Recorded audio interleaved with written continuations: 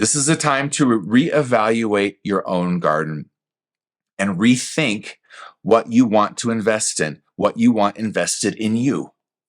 What seeds did you plant already? How are they doing? What seeds did we plant? How's our garden of life looking as a humanity?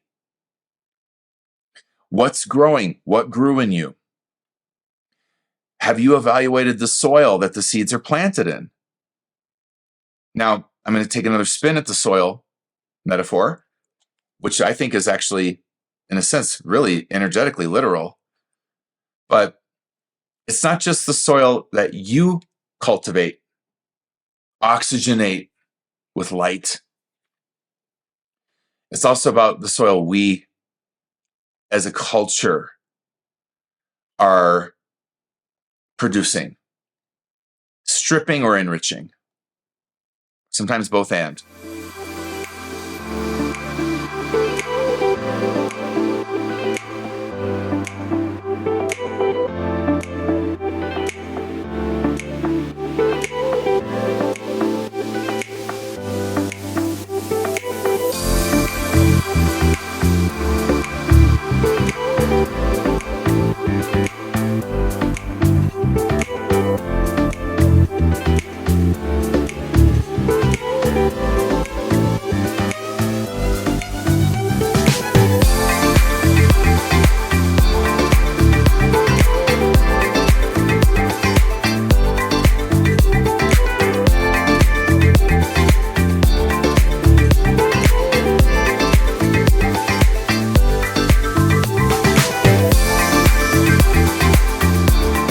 Let's get down into you. Let's get personal. Because Mercury retrogrades really are very personal, actually, as well as collective. What is the function of Taurus in your psyche? Let's start there. Like, what is the function of this archetype in the human psyche, in your psyche? So I'm going to give some sense of that so we can get in the territory of the archetype of Taurus and then go into actual themes that I think pull from that and may apply to you. Well, Taurus is about your own sense of embodiment into the sensual world. Now, when I say sensual world, let's keep in mind the root of sensual is senses, sense. So it is the five sensory world. It is what you see, what you smell, what you taste, what you touch. And this is all very Taurian. You know, I have to be honest, I was thinking about this when I was getting ready last night in my office and putting this outline together about Taurus when I was studying astrology. Oddly, it was one of the archetypes I just didn't get. And I mean, I don't have anything in Taurus in my chart, so there's that. But beyond that, I'm like, I don't get it. I don't get Taurus. But I realized why.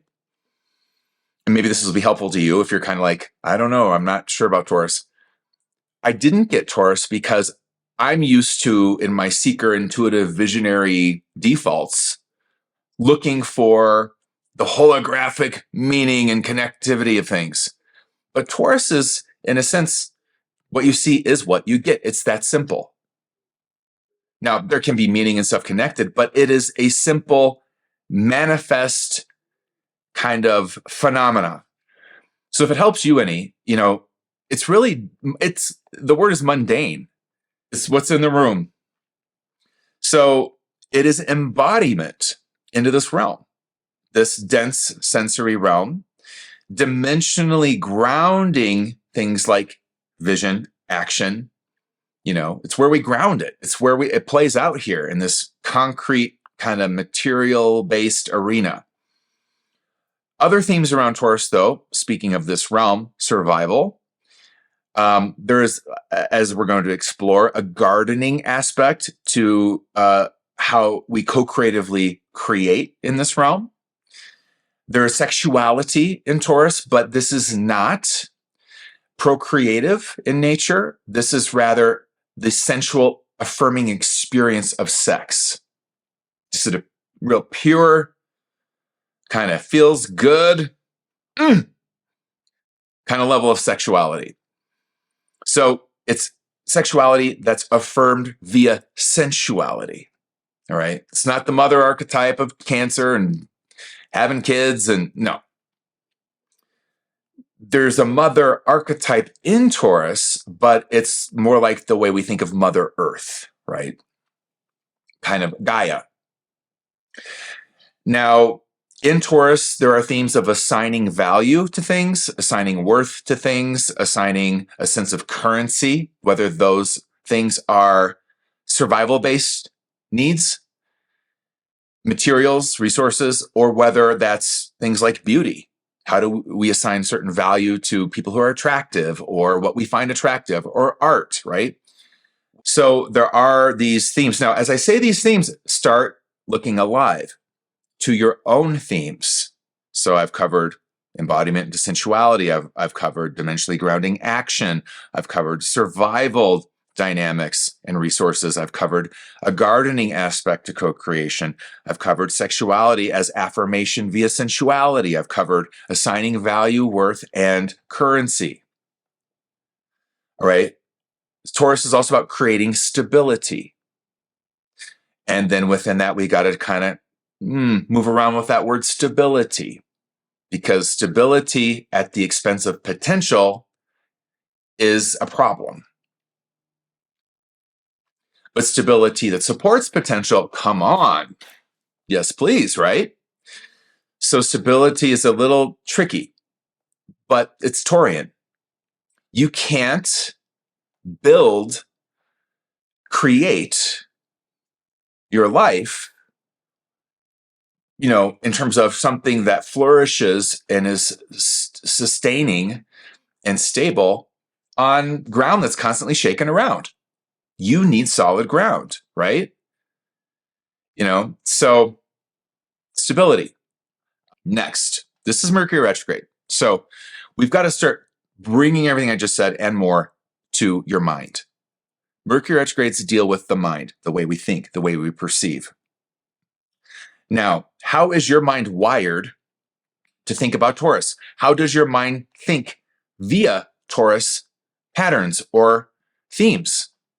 So when you think about money, when you think about stability, when you think about your worthiness, what's attractive, what pleases you, what's pleasuring, when you think about the earth, sustainability, how do you think about these things? One thing to notice, okay? And has there been a theme lately around them for you? Now, embodiment is Taurus, being in your body, consistency, that sense of being stubborn, which is where stability turns into immovability. I'm going to be stubborn. I'm going to stay in what I'm doing. This is maybe a shadow Taurus side. There's also a sense of being humble within Taurus, just a bit of humility at the greater awe of nature. And there's a steadfastness. There's a sense of loyalty with Taurus as an archetype. Certainly, now this is where it gets into some Capricorn territory, but it is different. There's resiliency, but that resiliency is like a rock that's just going to keep going and stay stable. There's also the survivor archetype, but not from, if I fall on the mountain like Capricorn, I'm going to get back up and keep going. The survivor of Taurus is, hey, if a tornado comes and rips up my house, I'll just rebuild it. I will keep going. I will build the foundation again. Now, there's also with Taurus discipline, but once again, it's not Capricorn discipline. It's disciplined within the natural cycles and laws of Earth creation. So one is mindful of those cycles and works in a disciplined way with them. So clearly, this is not something as a culture we have down, or we wouldn't be in the climate catastrophes we are. Now, there's a self-sufficiency to Taurus, and also within Taurus's energetics, a need to claim something as a possession. So in our embodiment phase of being born around 2 years old, which we call the terrible twos, it's usually when the kid is walking around, mine, mine, mine. Psychologically, this idea of ownership comes online, that we own a body. I have a hand. I have, and the sense of boundary between you and another based on This is my body, not your body, So that's part of it. There's resourcefulness in Taurus, and a sensuality, obviously, and a presence.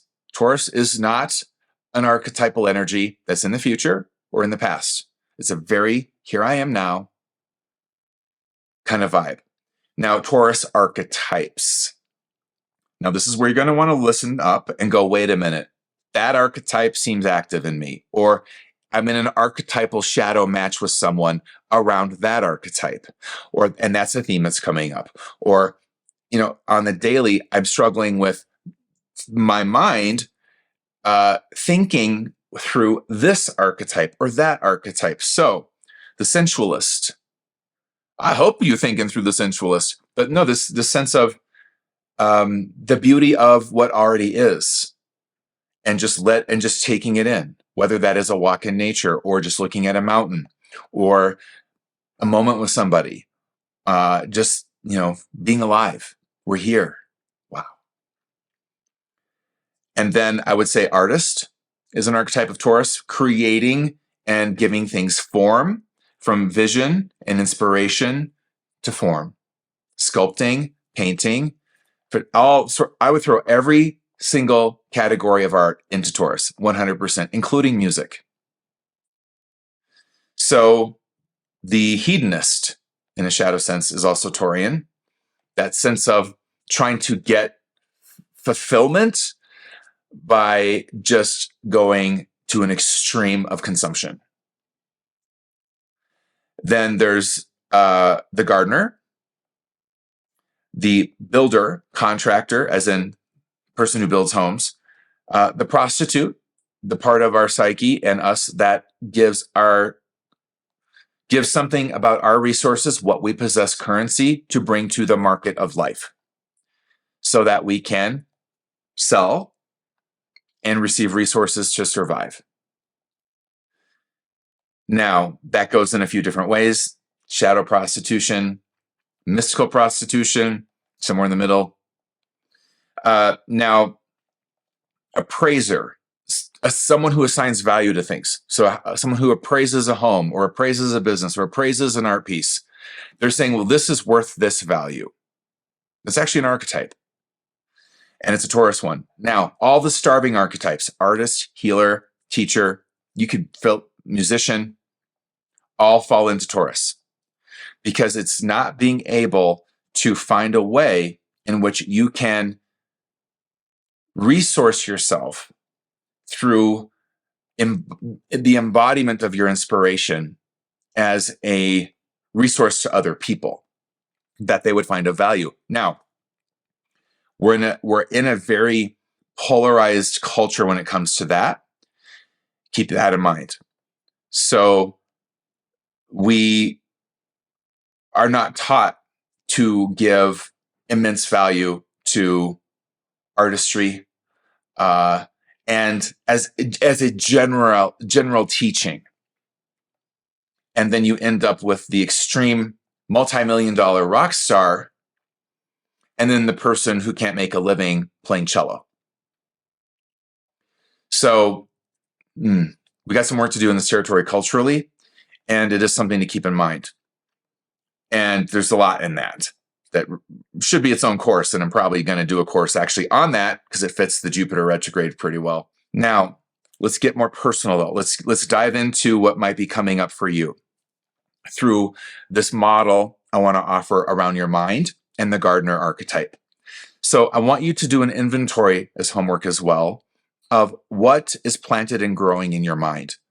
How do you do that? Well, you start to really observe your thoughts on the daily. You start to watch what you're thinking a lot about, most notably ruminating on, and in the more negative side. And notice the positive, but this is shadow work, so let's look at where you kind of get in loops of thought that seem to kind of get more momentum, and next thing you know, you're in a bad mood, or you're in a certain disposition that has you looking at life a certain way.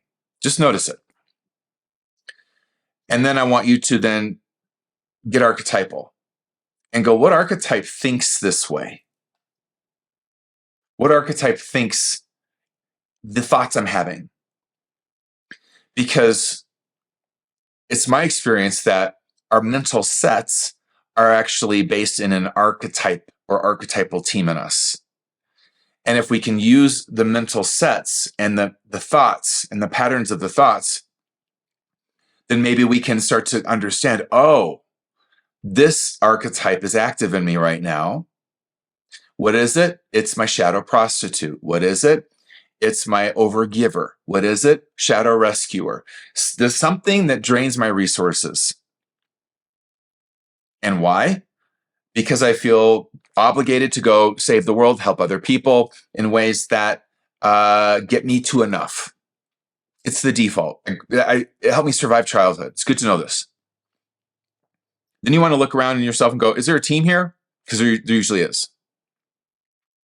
Now, I'm not saying every single thought in your head is coming from an archetype. It's a both and proposition. You could have random thoughts and they're not even yours. You're picking up on someone else's mental field. That's another thing to evaluate. Am I picking up on thought forms that the media just planted into my psyche in that hour of watching what passes as news today? But let's just start with these sort of metrics, because it is time in this bombarding era of information for you to become mature enough as a gardener, a mystical gardener, to go, look, that is not getting planted. And my point is, in this shadow work of gardening, we have to be very mindful of when it's not even ourselves planting the seeds in our psyche. We're just not tending to our garden, our mind, real well. And these are new life skills for this time. We did not used to live in a time like this. Let's be very clear. This was not how it used to be. And I mean, I don't want to make it just about media. You can go on YouTube and do the same contamination with a bunch of weeds growing in your psyche as you can any media source. So let's get very open and holographic and holistic around media. So you need to guard your mind. And that's one of the messages I would just give you for this retrograde, because it is so relevant. I feel it. And you need to ask yourself, am I getting weed seeds every time I look at this or that? So let me give you some things that help me. I ask myself, is there anything in what I'm about ready to watch, read, hear, that I have any power to change? Does being informed on it, if it is information versus infection, which it mostly is infection, but if I were informed, could I do anything? Does it even matter? And it works really well for me. I don't read that article. Because you have to understand, all of these, USA Today, everyone has a vested interest. They got to get in front of you. And what they're all fighting for is your focus and attention. That is the marketplace, your focus and attention. Let me say it another way, your own garden. They want in your garden, and they want to get into the soil of your psyche and draw and extract nutrients from it for their weeds. There's a lot of articles and clickbait that aren't even, in a sense, malevolent, but they're just nothing burgers. There's nothing there. You don't need to know that. It doesn't change your life to know that. So there's a maturity in this, and the maturity is based on something that's also very Taurus, and that is your values. What are your values? I personally have a value system that doesn't have time for random information that has no bearing on my life, that does not enrich me or empower me with awareness, or maybe just entertain me, or something positive. I don't. I'm busy. I'm co-creating. I'm teaching. I'm helping. I'm loving, trying to be present. So for me, I don't want that in my garden. It's really off the rails. So this retrograde at a base level likely will bring a lot of mindfulness, because I'm telling you to bring mindfulness to how you are receiving seeds, my dear gardener, into your garden from the internet, from media, from social media, etc.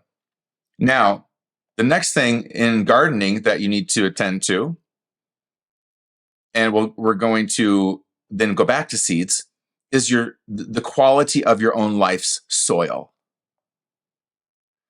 So, as a gardener of your mind, are you enriching your mind with nutrients? What is that? Information you do need to know. Learning something that stimulates you, summons the soul forward, enriches your spirit, empowers your system, brings a positive, energetic, and set of eyes to your life. And I don't mean positive Pollyanna, deny, the challenges of your life or the world positive. I mean, hey, I got this. I am an empowered co-creator. I was born for this time, and I have in me all resources necessary to tend to this beautiful garden I am growing. I got this. I have connection to other forces that may be mystical in nature, but all the same natural forces of creation. I've got angels. Wow, look at this soil. I have prayer in this soil. I have ritual in this soil. I have mindfulness and kindness and compassion in this soil. I have soul esteem in this soil. Damn, you know what I could probably plant in this soil and watch it grow? Soul seeds. So, not dark viral news seeds and whatever else, but soul seeds that grow into oak trees, that grow into a beautiful rose bush, soul seeds. Are you letting yourself enrich an inner soil? Part one. Are you mindful of the weeds out there and the weed seeds trying to get in? Part two. And how are you keeping them out? This requires mindfulness and discipline. Part three. Hey, what is a soul seed? And do you even know what one is? Are you planting it in? This is a time to reevaluate your own garden and rethink what you want to invest in, what you want invested in you. What seeds did you plant already? How are they doing? What seeds did we plant? How's our garden of life looking as a humanity? What's growing? What grew in you? Have you evaluated the soil that the seeds are planted in? Now, I'm going to take another spin at the soil metaphor, which I think is actually, in a sense, really energetically literal. But it's not just the soil that you cultivate, oxygenate with light. It's also about the soil we, as a culture, are producing, stripping or enriching. Sometimes both and. This is something that in our spirituality, narcissism is not looked at. And I've talked about this for years. And that is, you can't grow certain seeds in soil that lacks the nutrients for those seeds.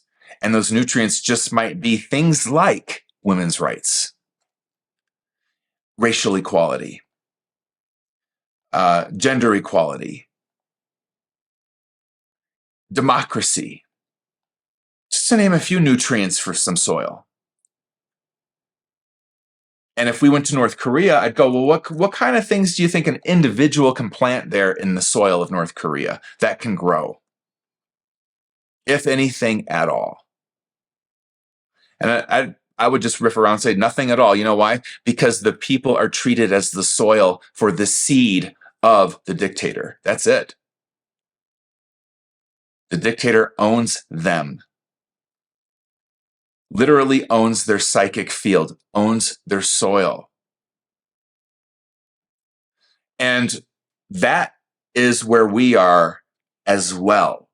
Nation to nation, culture to culture. We are starting to have debates and conflict over the nutrients in the soil. So that's the bigger forces. Now, let's just position you as an empathic soul in all of this. You're feeling every bit of this. You are feeling every movement of this. You're feeling everything. So the Mercury retrograde in Taurus. Now, that's just to position you in both the macro, micro of this energy. But let's get to some work for you personally.